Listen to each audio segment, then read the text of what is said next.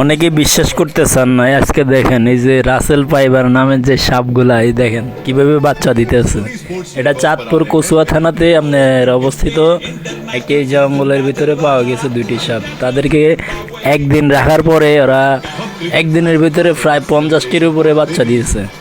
দেখেন বাচ্চাগুলা, দেখেন মানে এক একটা বাচ্চা মানে জন্ম হওয়ার সাথে সাথে কত বড় বাচ্চাগুলা। আপনারা অনেকে বিশ্বাস করতে চান না, দেখেন বাস্তবে বাচ্চাগুলা এই যে খুবই ভয়ঙ্কর বিষধর সাপগুলো দেখতে মানে খুবই ভয়ঙ্কর।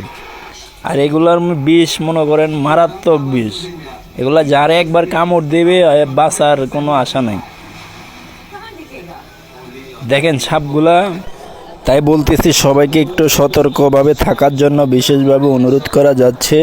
এই সাপ খুবই ভয়ঙ্কর এবং বিষধর, তাই সবাইকে ধন্যবাদ।